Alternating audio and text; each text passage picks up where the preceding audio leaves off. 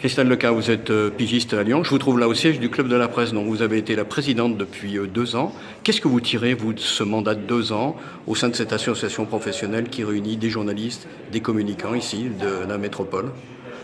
Et des entreprises amies qui nous soutiennent aussi dans notre action. Moi, j'ai mis l'accent sur le club outil pour la liberté de la presse, pour la défense de la liberté de la presse et la défense de la qualité de la fabrique de l'information. Ça fait vraiment partie des choses qui ont été qui sont importantes pour moi, qui l'ont été pendant les 2 ans. Donc ça veut dire le club, un outil au service des journalistes. Alors justement, comment cet outil il est perçu, je pense en particulier par les jeunes journalistes qui sont souvent précaires, isolés? Eh bien, pour l'instant, on va le dire, il est peu connu des jeunes journalistes, et ça fait partie des choses qu'on va monter là progressivement. D'abord parce qu'on avait besoin d'une assise salariée, d'une équipe vraiment pérenne pour le faire. Et on a des projets pour les jeunes professionnels parce qu'effectivement, eux, ils ont à la fois des soucis pour trouver leur première pige, trouver leur premier contrat. Clairement, on est ici avec tous les journalistes professionnels qui ont de la bouteille, qui ont des choses à apporter aux jeunes.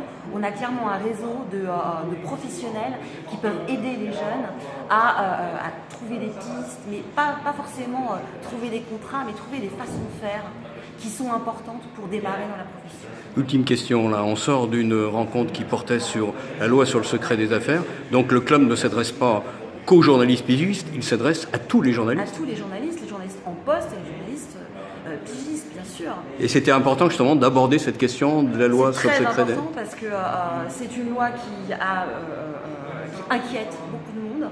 On a eu avec nous deux avocats qui nous ont expliqué ce qu'il y a dans le texte, ce qu'on peut redouter du texte, mais aussi tous les garde-fous qu'il y a dans ce texte. Je reste persuadée quand même qu'il va falloir que les journalistes fassent très attention à ne pas être victimes de procédures bâillons comme c'est déjà le cas.